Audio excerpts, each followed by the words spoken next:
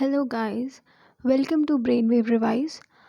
मैं हूँ सान्या कुमावत और आज हम एक नया टॉपिक पढ़ेंगे जो है सीड बैंक्स। तो सीड बैंक होता क्या है?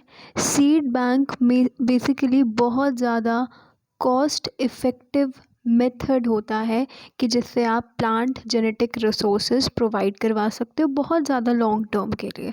तो बेसिकली ये आपका एक एक्स सीटू कंजर्वेशन का मेथड है।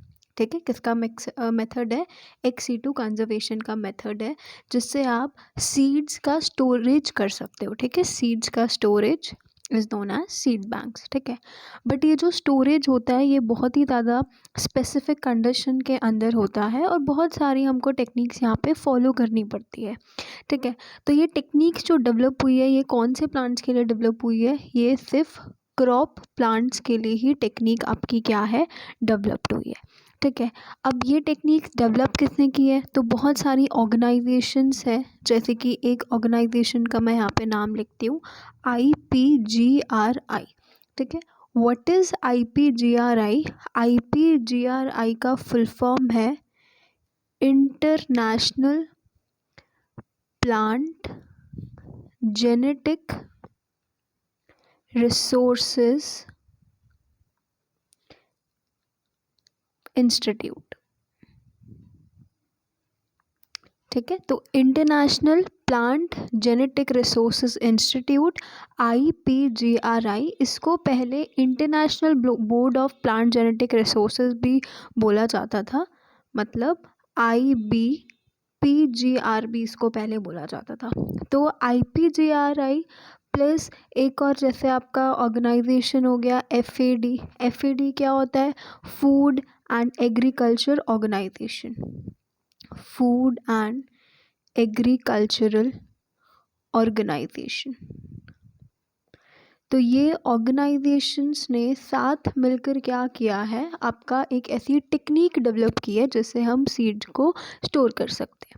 अब सीड बैंकिंग का मेन एडवांटेज क्या है कि ये बहुत बड़ी जो आपकी पॉपुलेशंस है उसको प्रिजर्व कर सकता है और जेनेटिक इरोजन जो है वो एकदम क्या हो जाएगा, मिनिमाइज हो जाएगा। Genetic erosion minimised. ठीक है, जेनेटिक इरोजन मिनिमाइज कैसे होगा कि क्योंकि भाई हम जो भी सीड है उसको ऑप्टिमम कंडीशंस दे रहे हैं, तो रीजनरेशन की जो नीड होती है वो क्या हो जाएगी, बहुत ज़्यादा कम हो जाएगी। ठीक है, अब ये जो सीड बैंक टर्म है इसको कई बार क्रायोजेनिक लेबोरेटरी भी बोला जाता है कि यहाँ पे एक सीड की कोई सर्टेन स्पीशीज़ प्रिजर्व करके रखी है और बहुत सेंचुरी तक आप प्रिजर्व कर सकते हो और बिना सीड का फर्टिलिटी लूज़ किए हुए। फिर सीड बैंक को एक स्पेशल टाइप का आर्बोरेटम भी बोलते हैं। आर्बोरेटम क्या होता है? आर्बोरेटम बेसिकली होता है बोटैनिकल गार्डन। तो आप बोल सकते हो कि सीड बैंक एक तरह का बोटैनिकल गार्डन है जहाँ पे सीड्स हार्वेस्टेड होते हैं और क्रॉप को क्या होगा, क्रॉप का रोटेशन होता जाएगा। ऐसे प्लांट्स जो सीड बैंक में प्रिजर्व नहीं कर सकते, तो उसके अलावा जो सीड बैंक के अलावा ऑप्शन होता है वो आपके पास एक ही ऑप्शन बचता है कि फिर आप क्या करो, जर्म प्लाज्म प्रिजर्व कर दो। Germ plasm preserve. ठीक है, और जर्म प्लाज्म प्रिजर्व ये आपका इन विट्रो स्टोरेज होता है। ठीक है, कि प्लांट्स की कटिंग होगी, उनको स्ट्रिक्ट कंडीशंस में आपको रखना पड़ेगा, कोई ग्लास ट्यूब या कोई वेसल में आपको उन प्लांट को रखना पड़ेगा। ठीक है, अब जब कोई नेचुरल पॉपुलेशन अभी भी एग्जिस्ट करती है तो सबसे पहले तो एडवाइस ये दिया जाता है कि आप रिकलेक्ट करो रैदर देन रीजनरेट, कि आप प्लांट को रीजनरेट मत करो, आप वापस क्या करो, उसका रिकलेक्शन करो। ठीक है, ताकि प्रीवियस कलेक्शन को हम ग्रो कर सकें। ठीक है, डैमेज कम हो, म्यूटेशन एसोसिएटेड डैमेज या विएबिलिटी लॉस ना हो। स्टोरेज जब हम स्टोरेज करते हैं तो विएबिलिटी लॉस हो जाती है कई बार, तो इस चीज़ से बचने के लिए हम ये चीज़ करते हैं। ठीक है, अब अगर हम बोल रहे हैं कि सेंचुरी तक आप यहाँ पे क्या कर सकते हो, सीड को प्रिजर्व कर सकते हो। तो ये लॉन्ग टर्म कंजर्वेशन जो आप कर रहे हो सीड का, इसका सक्सेस किस पे डिपेंड होता है कि आप कंटिन्यूसली क्या होनी चाहिए, विएबिलिटी होनी चाहिए। ठीक है, विएबिलिटी को मॉनिटर करो, रीजनरेशन को मॉनिटर करो या रिकलेक्शन पे ध्यान दो। ठीक है, तो इससे क्या होता है, जो भी सैम्पल है तो सैम्पल की विएबिलिटी मिनिमम से एकदम कम हो जाती है। ठीक है, अब सीड बैंक में कौन कौन सी एक्टिविटीज़ होती है जिसके बारे में हमको ध्यान रखना चाहिए। सबसे पहले कलेक्शन होगा। ठीक है, फिर उसके बाद होता है सीड प्रिपरेशन।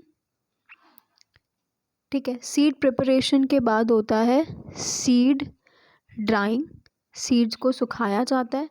फिर सीड की होती है पैकेजिंग, फिर उन पैकेज को स्टोर किया जाता है, मतलब स्टोरेज। फिर इनका पीरियोडिक जर्मिनेशन करवाया जाता है। ठीक है, क्या करवाया जाता है, पीरियोडिक जर्मिनेशन टेस्ट करवाए जाते हैं, बेसिकली पीरियोडिक जर्मिनेशन टेस्ट। फिर आपकी सीड क्या करती है, रीजनरेट करती है, तो सीड रीजनरेशन। फिर उसके बाद वापस उनका क्या होगा, रीस्टोरेज होगा। और फिर लास्ट में जाकर आप उनका क्या कर दोगे, डॉक्यूमेंटेशन कर दोगे, डाटा कलेक्ट करोगे। तो हर एक्टिविटी या हर स्टेज पर आपको ये सारी एक्टिविटी जो है ये प्रॉपरली करनी पड़ती है। ठीक है, इसका एक बहुत बेसिक एग्जांपल मैं देती हूँ।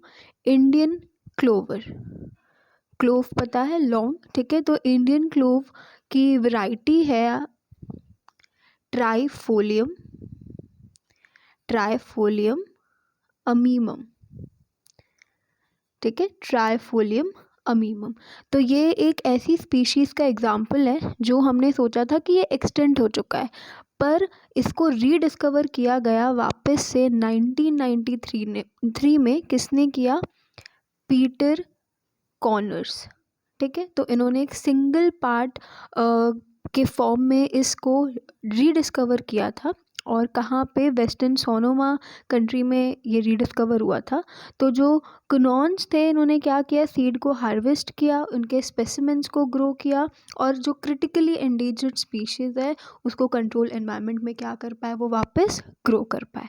तो जो मेन कंसिडरेशन होता है लॉन्ग टर्म कंजर्वेशन या जर्म प्लास कलेक्शन का, ये डिटर्मिनेशन है किसका, सीड बिहेवियर का, हर एक इंडिविजुअल स्पीशीज़ पे डिपेंड करता है। और ये सब प्रिपेयर्ड होने चाहिए आपके स्टोरेज के अंदर या ड्राई कंडीशन और कोल्ड टेम्परेचर के अंदर ये आपके सारे क्या होने चाहिए, काम होना चाहिए। That's all for today. Thank you so much. Please do subscribe, share and support. Thank you.